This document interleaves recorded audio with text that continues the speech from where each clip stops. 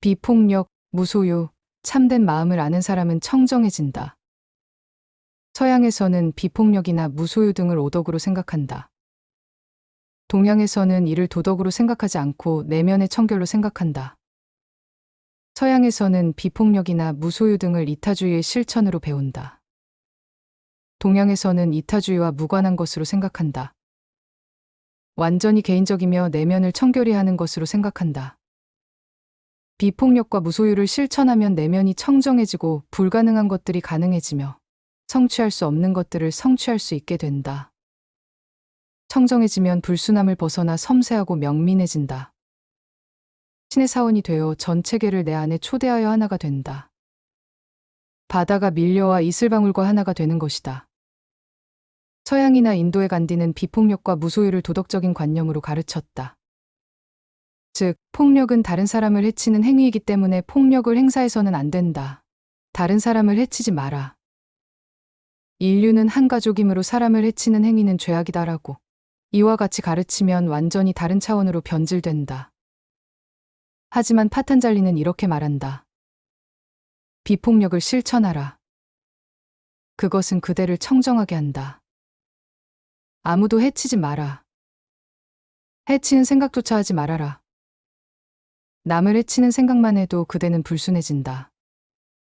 문제는 타인과의 관계가 아니다. 나 자신이 문제이다. 물론 우리가 비폭력을 실천하면 서로가 이롭다. 하지만 이는 비폭력의 목적이 아니라 비폭력의 부산물이자 그림자일 뿐이다. 그저 타인을 해치면 안 된다는 생각에 비폭력을 실천하는 사람은 참다운 비폭력자가 아니다. 문명사회의 선량한 시민이 될 수 있지만 자신의 존재의 영성이 일어나지는 않는다. 타인을 생각하는 비폭력은 나와 너 사이에서 윤활유 역할은 할 수 있다. 삶이 보다 편해질 수는 있다. 그러나 나의 존재 자체가 청정해지는 것은 아니다. 목적이 무엇이냐에 따라 비폭력의 성격은 완전히 달라진다. 비폭력의 목적은 타인을 보호하는 데 있지 않다. 물론 타인을 보호해야 하는 것은 맞는 말이다. 비폭력의 목적은 자신의 존재를 청정하게 하여 궁극의 청정함을 깨닫는 데 있다. 동양의 종교는 자기 본의적인 측면이 있다. 자기를 생각하지 않는 존재 양식이란 생각할 수 없다. 인간은 각자 자신을 진정으로 위할 때 서로가 이롭다. 모든 형태의 이타주의, 참된 이타주의란 이기심이 참으로 깊어졌을 때 나온다. 그 반대는 성립하지 않는다. 이타주의의 꽃은 이기심이 깊어진 존재에서만 필 수 있다. 이기주의는 자연스러운 현상이다. 이타주의를 강요하는 것은 사람을 부자연스럽게 만드는 행위이며 부자연스러움은 신의 길이 아니다. 부자연스러움은 억압을 낳는다. 부자연스러움 속에서는 어떠한 청정함도 나오지 않는다. 비폭력이나 무소유는 도덕적인 목표가 아니다. 동양에서는 도덕을 목적으로 비폭력과 무소유를 가르치지 않는다. 도덕이란 영성의 그림자일 뿐이다. 영성의 길을 가는 사람에게 도덕은 자동적으로 따라온다. 따라서 도덕에 대해 신경 쓰거나 걱정할 필요가 없다. 영성이 깊어지면 도덕은 저절로 따라온다. 서양에서는 도덕을 목적과 종교로 가르쳤다. 그러나 동양의 경전에는 십계명 같은 것이 존재하지 않는다. 계율을 맹목적으로 지키는 삶이 되어서는 안 된다. 계율을 맹목적으로 지키는 사람은 노예가 된다. 노예의 삶을 사는 사람은 설령 천국에 들어간다 해도 참다운 천국을 누리지 못한다. 그는 천국에 가서도 노예근성을 버리지 못할 것이다. 독립과 자유가 영적인 성장의 본질적인 요소가 되어야 한다. 비폭력과 무소유는 내면을 청결하게 하는 방법이다. 비폭력과 무소유는 인간을 청정케 하여 참 건강을 선사한다. 청정함을 얻으면 요기는 자신의 몸을 혐오하고 타인의 몸과의 접촉을 멀리한다. 혐오한다는 말은 주급사라는 원어를 풀이한 말로 주급사에 해당하는 말이 없었을 뿐 사실 혐오의 의미가 아니다. 요기는 누구보다도 자신의 몸을 잘 관리한다. 따라서 요기의 마음에는 몸을 혐오한다는 말이 떠오를 수 없다. 요기는 세상에서 가장 몸을 잘 돌보는 사람이다. 마하비라 혹은 붓다를 보라. 마치 육체의 교양학처럼 완벽하게 균형 잡힌 아름다운 몸들을 하고 있다. 요기에게 혐오는 가능하지 않다. 이를 잘 이해하라. 주급사는 혐오를 뜻하지 않는다. 세상에는 세 유형의 인간이 있다. 첫째 유형은 몸을 지나치게 사랑하고 집착한다. 특히 여자가 그렇다. 여자는 육체 지향적이다. 거울 앞에 앉은 여성을 보라.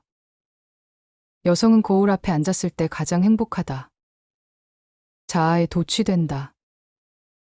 몇 시간이고 거울 앞에 앉아 단장을 한다. 지나치게 자신의 몸에 집착하는 것이다. 거울 앞에서 몸 단장을 하는 게 잘못이라는 게 아니다. 문제는 과도한 집착이다. 이처럼 첫째 유형의 사람은 지나치게 몸에 집착한 나머지 자신은 몸이 아니라 몸을 초월한 존재라는 것을 잊어버린다. 그는 초월의 세계를 망각한다. 몸이 자신의 전부라고 생각한다. 그가 몸을 소유한 것이 아니라 몸이 그를 소유한 상태인 것이다. 이런 사람이 첫째 유형에 속한다. 둘째 유형의 사람은 첫째 유형의 사람과 정반대이다. 둘째 유형의 사람도 강박적인 집착을 보여주지만 그 집착은 첫째 유형과 완전히 다르다. 그는 육체를 싫어하고 혐오한다. 그는 앞에 놓인 거울을 부숴버린다. 무수한 방법을 동원해 자신의 육체를 학대한다. 자신의 육체를 증오하는 것이다. 첫째 유형의 사람은 육체를 지나치게 사랑하며 둘째 유형은 정반대로 육체를 지나치게 증오한다. 둘째 유형의 사람들은 주로 요기로 가장하지만 결코 요기가 될 수 없다. 요기는 자신의 육체를 미워하지 않는다. 요기에게는 육체를 반대하는 문제가 생기지 않는다. 미움은 마음의 불순함을 낳기 때문에 요기는 육체를 미워하는 마음이 어리석다는 것을 너무 잘 안다. 이는 대상이나 육체를 미워하는 문제가 아니다. 어떠한 대상이 되었든 미움은 마음의 불순함을 낳는다. 그래서 요기는 자신의 육체도 미워하지 않는다. 물론 바라나시에 가면 못으로 된 침상 위에 누워 자신의 몸을 괴롭히는 비정상적인 요기들을 볼 수 있다. 이 유형의 사람은 거울 앞에서 자아 도취된 여성과는 정반대이다. 이 두 유형 사이 정확히 중앙에 파탄잘리가 주급사라고 부르는 제3유형이 있다. 이 유형의 사람은 자신의 몸을 지나치게 사랑하지도 지나치게 혐오하지도 않는다. 그는 균형을 유지한다. 그는 세상을 사는데 몸이 귀중한 도구임을 잘 안다. 그래서 몸을 잘 돌본다. 그는 몸을 성스러운 신전으로 생각한다. 우리의 몸은 신이 지어주신 것이다. 신이 지은 것은 모두 성스럽다. 몸은 신이 거주하는 사원으로 몸을 비난해서도 안 되며 지나치게 탐닉해서도 안 된다. 신전은 겉모습으로 남아서도 안 되고 지성소가 되어서도 안 된다. 지성소는 신전의 가장 깊은 곳에 있는 중심이다. 신전의 겉모양을 경배할 필요도 없고 반대로 신전을 파괴하려고 들 필요도 없다. 진정으로 필요한 것은 동일시의 파괴이다. 나는 몸 안에 있지만 몸을 초월한 존재이다. 나는 몸 안에 있지만 내가 몸은 아니다. 나는 몸 안에 있지만 몸에 갇혀 있지 않고 몸을 초월해 있다. 몸은 감옥이 아니라 아름다운 집이 되어야 한다. 인간은 몸에게 감사해야 한다. 몸과 싸우지 마라. 몸과 싸우는 일은 어리석고 유치한 일이다. 몸은 바르게 이용해야 할 대상이다. 주급사를 다시 번역한다면 요기는 몸이라는 미몽에서 깨어난다. 라고 하겠다. 주급사는 미몽에서 깨어나는 것이지 혐오하는 것이 아니다. 주급사라는 유형의 사람은 몸을 통해 수행자가 찾는 지복을 누릴 수 있다고 생각하지 않는다. 또 반대로 몸을 파괴해야 지복을 누릴 수 있다고 생각하지도 않는다. 이중성을 내려놓은 사람이며 그는 손님으로 몸에 거주하며 몸을 신전으로 여긴다.